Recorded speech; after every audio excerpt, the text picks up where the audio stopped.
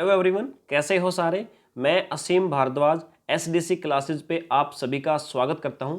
Self study से कौन सी books को फॉलो करके हरियाणा सिविल सर्विस का एग्ज़ाम क्वालिफाई किया जाए, ये हमारी आज के सेशन का विषय रहेगा। पिछला सेशन जो हमने लिया था उस सेशन के अंदर मैंने आपको हरियाणा सिविल सर्विस एग्ज़ाम से रेलिवेंट जो पैटर्न था, हमारा सिलेक्शन प्रोसीजर था हमारा, यानी सभी वो बातें जो हरियाणा सिविल सर्विस एग्ज़ाम से रिलेटेड थी वो मैंने आपको बताई थी। और उसके बाद में जो जितने भी हमारे एस्पिरेंट थे हरियाणा सिविल सर्विस एग्ज़ाम के, उन सभी एस्पिरेंट ने कमेंट किए और बहुत अच्छा रिस्पांस आपने दिया। और आई थिंक कि बहुत सारे बच्चे हरियाणा सिविल सर्विस एग्ज़ाम को टारगेट लेकर के बैठे हुए हैं, ऐसा मुझे लगा उन सभी कमेंट से। और बच्चों का जो मोस्टली बच्चों ने कमेंट किया था, तो अधिकतर बच्चों का कमेंट था सर कि सेल्फ स्टडी से, जैसा कि आपने कहा कि एग्ज़ाम हम क्वालिफाई कर सकते हैं, तो सर ऐसी कौन सी बुक लिस्ट हैं जिनको हम फॉलो करें और हरियाणा सिविल सर्विस एग्ज़ाम को क्वालिफाई कर सकते हैं। देखिए, सेल्फ स्टडी से जितने भी बच्चे इस एग्ज़ाम की प्रिपरेशन करना चाह रहे हैं, तो कहीं ना कहीं अगर देखा जाए वो सारे के सारे बच्चे कहीं ना कहीं जॉब कर रहे होंगे, क्योंकि सेल्फ स्टडी वही बच्चा करेगा जो कहीं ना कहीं जॉब कर रहा होगा और उसके पास में, कहने की बात है कि टाइम लिमिटेड है सर, लिमिटेड टाइम उसके पास होगा। अब लिमिटेड टाइम के अंदर अच्छी प्रिपरेशन करने के लिए आपको बहुत ही ज़रूरी है कि आपको बेस्ट बुक ही पढ़नी पड़ेंगी। आपके पास इतना अननेसेसरी टाइम नहीं है कि आप कोई भी किसी भी राइटर की बुक उठा करके किसी भी रिकमेंड करने पर पढ़ सकें जिससे आपका समय व्यर्थ हो। सो आपका समय व्यर्थ ना हो, इसीलिए इस सेशन के अंदर हमें करना क्या है, हरियाणा सिविल सर्विस एग्ज़ाम जो है उससे रेलिवेंट जो बेस्ट हमारी बुक लिस्ट है, उस बुक लिस्ट को हम आज सेशन के अंदर चर्चा करेंगे कि कौन सी बुक लिस्ट आपको पढ़नी है किस सब्जेक्ट के लिए। सो अप्रोक्सीमेटली जैसा कि आप देख पा रहे हो स्क्रीन के ऊपर, आपके सामने हिस्ट्री से लेकर के और स्टैटिस्टिकल एनालिसिस तक आपके पास अप्रोक्सीमेटली 11 सब्जेक्ट हैं। और एक इनके अलावा जो एक और अलग सब्जेक्ट आप कह सकते हो, 12वां सब्जेक्ट जिसको हरियाणा जीके हम कहेंगे, वो भी हमारे एग्जाम से रेलिवेंट होता है। यानी मेनली हमारे पास जो 11 सब्जेक्ट हैं जो आपको गाइडेंस की जिसमें आवश्यकता पड़ेगी। हरियाणा जीके मैंने सामने आपके इसलिए नहीं लिखा क्योंकि उसके अंदर आपको ज़्यादा गाइडेंस की आवश्यकता नहीं है। वो एग्ज़ाम के लिए आप जो भी आपका सब्जेक्ट आएगा उसको आप किसी भी बुक से पढ़ सकते हो। मैं रिकमेंड भी कर दूंगा आपको कौन सी बुक पढ़नी है, बट अभी आपको ऐसी कोई नीड नहीं है। वो बहुत बड़ा विषय नहीं है। क्वेश्चन भी जो भी आएंगे, कुछ क्वेश्चन आते हैं वो बहुत ज़्यादा ऐसे नहीं कि आपको उसके लिए विशेष मेहनत करनी पड़ेगी। सो मेन टारगेट हमारा जो है वो 11 सब्जेक्ट हैं जो आपके सामने लिखे हुए हैं। इन सब के अंदर जो बुक लिस्ट हमारी होगी उसको हम पढ़ेंगे। देखिए, वैसे आप अगर इस एग्ज़ाम की प्रिपरेशन के लिए अगर आप अलग अलग टीचर से गाइडेंस भी लेते हो, तो आई थिंक आप देखोगे कि अलग अलग टीचर्स जो हैं आपको बुक्स के बारे में भी अलग अलग चीज़ें बताते हैं। सो पहले तो मैं आपको ये एक कन्फ्यूज़न आपकी दूर कर देता हूँ बेटा, कि जो टीचर आपको अलग अलग रिकमेंड करते हैं बुक्स, सो आप पहली बात क्लियर कट मान के चलो कि उन बुक्स के अंदर है ना ऐसा बहुत ज़्यादा गैप नहीं है। आप ये मत मानो कि सर उन बुक्स के अंदर आपका किसी एक बुक के अंदर 50% कंटेंट है, दूसरे में 110% आपको मिल जाएगा।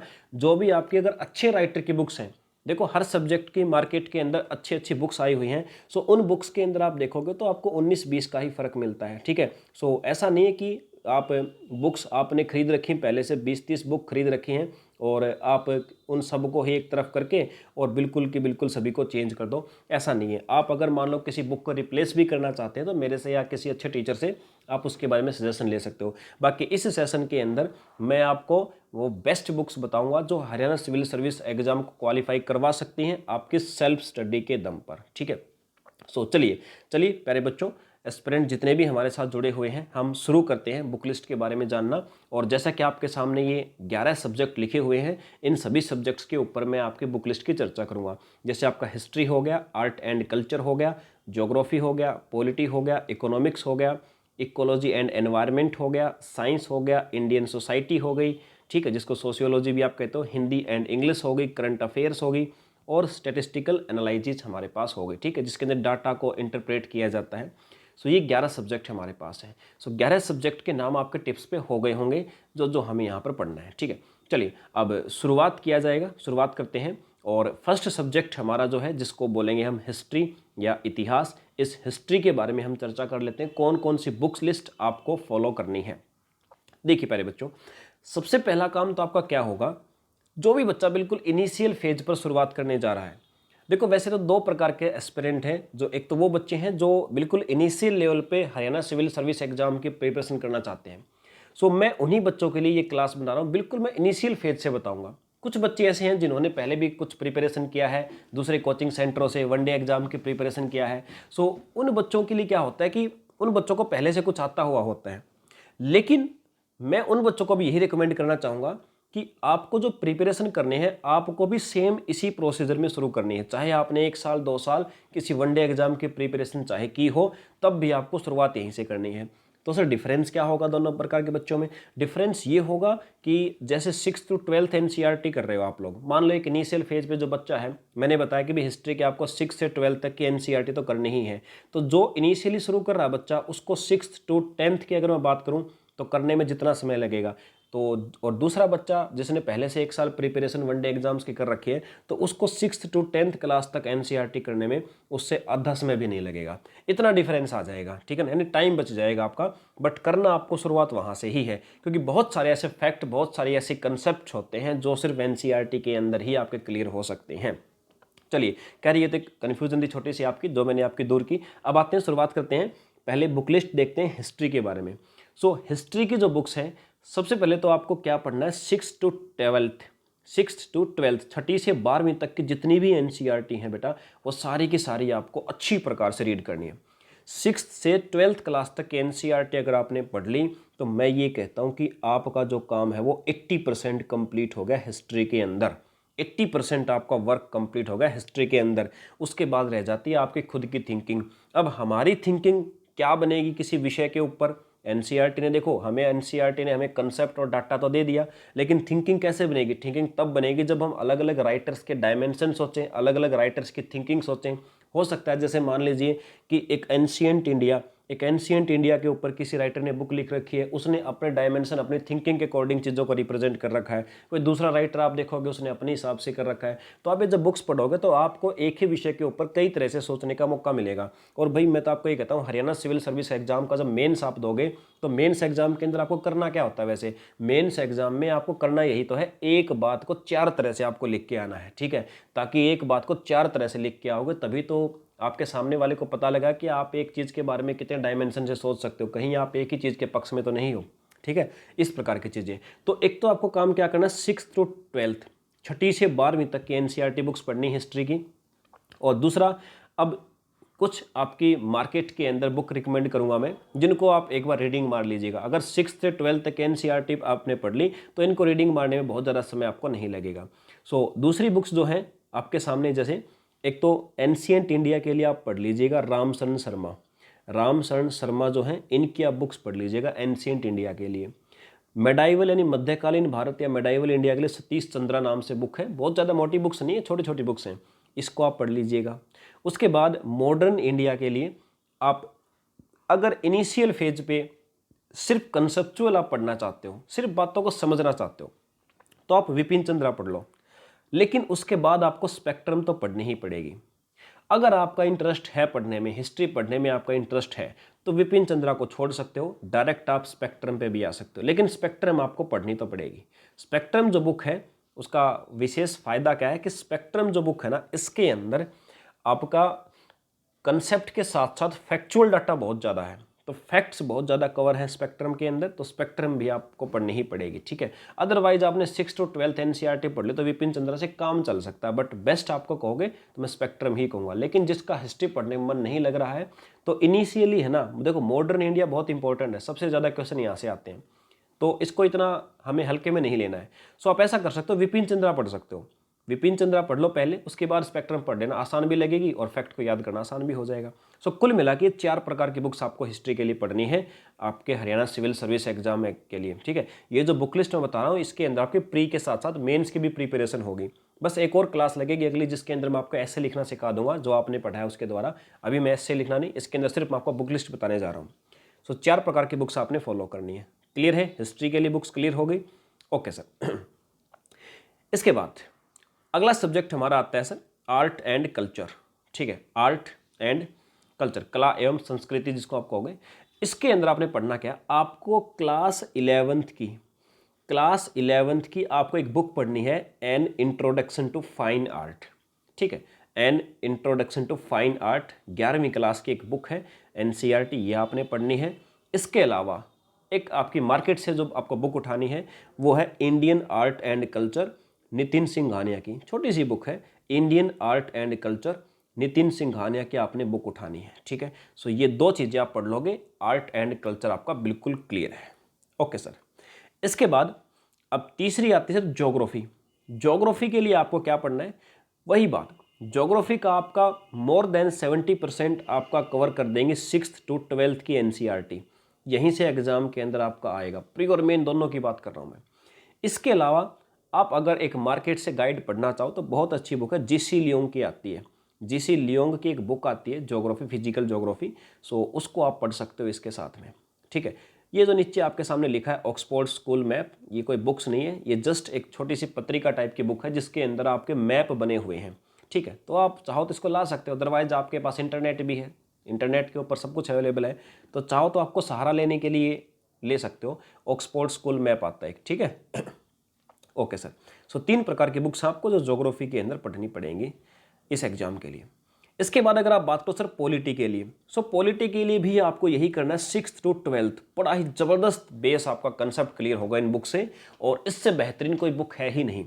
कुछ फैक्चुअल डाटा कवर करने के लिए आप एम लक्ष्मीकांत भी साथ में पढ़ लोगे। 6th to 12th पॉलिटी आपके पढ़ने के बाद आपका आधार, आपका बेस इतना ज़बरदस्त हो जाएगा। एम लक्ष्मीकांत तो आपको बच्चा लगेगी बुक, कुछ नहीं है सर, ऐसा लगेगा आपको। सो एम लक्ष्मीकांत आप मार्केट से ले लीजिएगा, और 6th to 12th NCERT books हैं। ये एनसीईआरटी बुक्स कहाँ से लाओगे, ये ओल्ड एनसीईआरटी ले सकते हो आप मुखर्जी नगर दिल्ली जाओ, वहाँ पर आपको ये जो फोटोस्टेट टाइप में बुक के सेट होते हैं, सेट के सेट रखे मिलेंगे आपको, सो वहाँ से ले लीजिएगा। यहाँ पर आपके आसपास किसी दुकान से लेने के बजाय दिल्ली मुखर्जी नगर में आप और अच्छे से ले सकते हो। अगर आपको कोई किसी प्रकार की प्रॉब्लम आए बुक्स लेने में, सो आप मुझसे संपर्क कर लोगे तो मैं अरेंजमेंट करवा दूंगा, आपको आसान तरीका बता दूंगा कि आपके पास कैसे पहुँच सकती हैं। ठीक है, ओके। इसके अलावा फिर कुछ आते हैं पॉलिटी के अंदर इंटरनेशनल रिलेशंस, या जो करंट अफेयर की घटनाएं चल रही हैं, किस देश के साथ हमारा क्या संबंध है, उन सब के बारे में अगर बात करें तो फिर मैकग्रॉ हिल की बुक आती है, वो भी आप पढ़ सकते हो, बट अभी नीड नहीं है, वो बाद की बात है। जब एग्जाम आप देने जाओगे उससे कुछ टाइम पहले की बात है, तब पढ़ोगे, अभी नहीं पढ़नी। अभी सिर्फ 2 चीज़ें आपको कवर करनी है। ठीक है, ओके सर। पॉलिटी के बाद अब बात आती है सर इकोनॉमिक्स के लिए, और इकोनॉमिक्स के लिए भी सबसे बेहतरीन बुक वही आपके 6th to 12th क्लास तक की एनसीईआरटीज आपको पढ़ लेनी है। और इसके अलावा एक मार्केट से जो बुक उठानी है वो है रमेश सिंह की। रमेश सिंह का जो नया लेटेस्ट एडिशन है वो बुक आपने पढ़ लेनी है, बहुत अच्छी बुक है ये भी। और ऐसा नहीं कि पता नहीं कैसी टेक्निकल टर्म, ऐसा कुछ नहीं मिलेगा आपको। 6th to 12th तक की पढ़ने के बाद में ये बुक कुछ नहीं, सिर्फ एक रिवीजन होगा आपका इस प्रकार के लिए, एग्जाम के लिए। ठीक है, सो ये 2 प्रकार की बुक्स आप पढ़ लीजिएगा। इसके अलावा जो बजट पेश होता है, बजट के ऊपर ध्यान रखा करो, या पॉलिसी निकालती कोई गवर्नमेंट कोई भी पॉलिसी अगर निकालती है तो उन पॉलिसीज के ऊपर आपका पूरा फोकस होना चाहिए। इकोनॉमिक्स से रेलिवेंट स्टैटिक जीके बहुत ही कम आती है, ज़्यादातर जो क्वेश्चंस आते हैं वो आपके आते हैं बजट या जो नई पॉलिसियाँ होती हैं उन्हीं से रेलिवेंट क्वेश्चन आते हैं। ठीक है, ओके सर। इसके बाद अगर बात की जाए sir ecology and environment, ecology and environment की अगर बात किया जाए, सो इसके लिए मैं आपको है ना रेकमेंड करूँगा, या तो आप शंकर आईएएस के नोट्स पढ़ लो, ये मुखर्जी नगर के अंदर आपको आसानी से अवेलेबल हो जाते हैं, अगर प्रॉब्लम आए तो मैं करवा दूंगा।